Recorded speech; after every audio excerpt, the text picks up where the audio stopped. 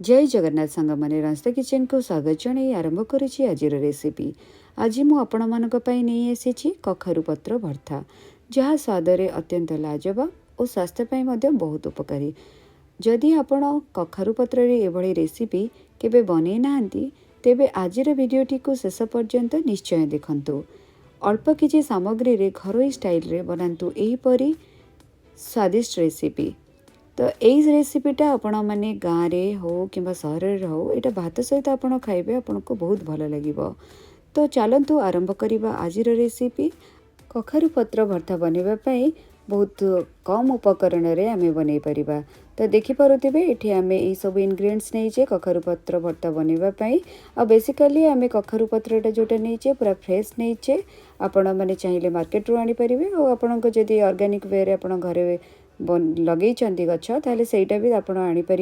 तो देखो मुझे देखु भल भाव में कखारु पत्र को धोई देछि और ताकू भल भाव में क्लीन करनी।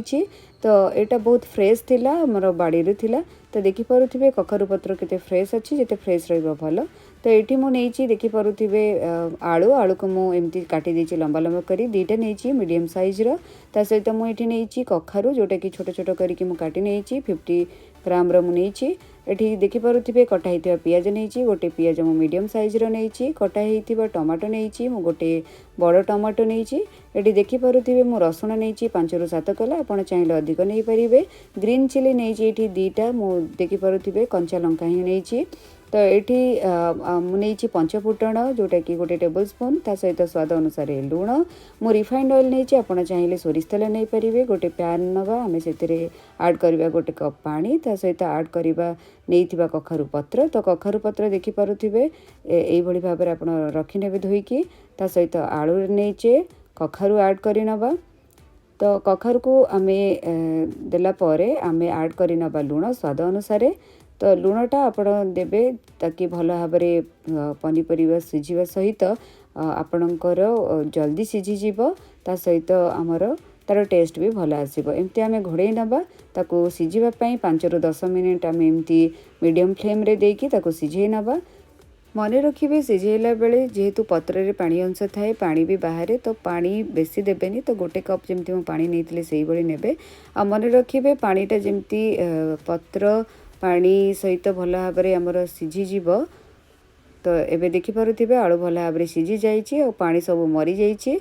एबे आमे कौन करबा ना से जो पत्र को आमे गोटे प्लेट को बाहर कर नबा। सीझी जाइथिबा आलू ता सहित आमे कखारु जो सीझेइथिले ताको भी आमे नहीं आसीबा। भल भाव में सीझी जाइए आमे प्लेट को बाहर कर नहीं सबू आलू ता सहित कखारु पत्र भी। तो एबे आमे कौन करबा ना गोटे पैन नबा से गोटे टेबल स्पून रिफाइंड ऑयल दबा। आपड़ चाहिए सोरिष तेल नहीं पारे। सोरिष तेलर भल बास्ना आसे ता सहित मु पंचफुटण नहीं ये गोटे टेबल स्पून पंचफुटण नहीं। पंचफुटण देले ना तार भल बास्ना आसे। आपड़ चाहिए सुखिला लंका नहीं पारे।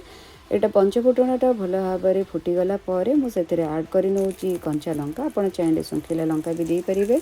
ता सहित मुझे ये देखिपे रसुण। तो रसुण ये मुझे आपड़ चाहिए अधिक रसुण नहीं पारे। अधिक रसुण देले भी भल लगे। ता सहित ये कटा टमाटो आड कर नौची कटा पियाज आड कर नौची ताको भल भाव में एमती आम फ्राए कर नवा जमती कि गोल्डन ब्राउन कलर आसला पर्यंत एमती आम ताको फ्राए करुवा। तो फ्राए कले कौन होगा ना जिते भल से आप फ्राए करेंगे पियाज और टमाटो को सेते तार टेस्ट भल आसो। आपण को जमती फुटणर बास्नाटा भी बहुत भल आसो। तो यही भाव में आम ताको टमाटो और पियाज को एमती फ्राए कर नौचे। आ देखिपे भल भाव में golden brown colour almost all आसीगला। तो आम ए कौन करवा ना ताको आम बाहर कर नवा गोटे प्लेट को। जिते टमाटो और पियाज फ्राए हम तार बास्ना भल आसो। तो ये हो गला आम प्लेट को बाहर कर नहीं। तो देखिपे आम सीझी जाइथिबा पनीपरिया ता सहित आम पत्र जहाँ भी आम भाजिकी रखी थे फुटण तो तार छुंक तो आम सबू एबे गोटे प्लेट को बाहर कर नहीं। आ देखिपे केते सुंदर भी देखा जाउची। एबे आम कौन करवा ना जहाँ भी आम रखी थे से आम स्वाद अनुसार लुण आड करवा। जेहेतु आम सीझिला समय किसी लुण देते से हिसाब से आप लुण ने आपणकर क्वांटिटी देखिकी ही आप ने। एबे कौन करवा ना जो कखारु पत्र देखो भल भाव में सीझी जाइए ताको आम यही भाव में मैश कर नवा। तो आप मन रखिए ताको प्रॉपर्ली मैश करे। तो ये देखो आलू गुड़ा को भी भल भाव में मैश कर नौची कखारु को भी आम भल भाव में मैश कर नवा। तो यही भाव में सबू पत्र ता सहित आलू कखारू को आम एमती मैश कर नौचे। ता सहित आम ए जो छुंक देकी रखीचे जोटा कि आम पियाज टमाटर छुंक ताकू भी से भल भाव में मैश कर नवा। तो मन रखिए जो आम रखी रसुण कलर को भी यही भाव में आप मैश करे। तो रसुण कलर देले बहुत भल बास्ना आसे और देहपाई बहुत हेल्दी थाए। तो एमती जदि आपको केवे खाया इच्छा होनी कि तो आपण ये रेसिपीटा बहुत जल्दी रेसिपीटा बन पारे। ता सहित कखारू पत्र खाइले देहपाई बहुत हितकारी थाए। तो देखिपे आम भल भाव में मैश कर कखारू पत्र भर्ता एवं रेडी हो जाइए। देखो केते सुंदर भी बनी जाइए और तार टेस्ट तो बास्ना बहुत भल आसूची। तो आपण मैंने यहाँ को रुटी सहित खाई पारे। ता सहित भात सहित खाले आहरी आपन को भल लगे। पखाड़ सहित खाइबे जदि आहरी गरम गरम आपण यहाँ खाई पारे। तो यहाँ आपण मैंने निश्चिंत घरे ट्राई करंतु। एबे गोटे प्लेट रे सर्व करि नियंतु और एंजॉय करंतु कखारू पत्र भर्ता। आशा करुछि आजिर कखारू पत्र भर्ता रेसिपी आपण मानकु निश्चय भल लागिथिबो।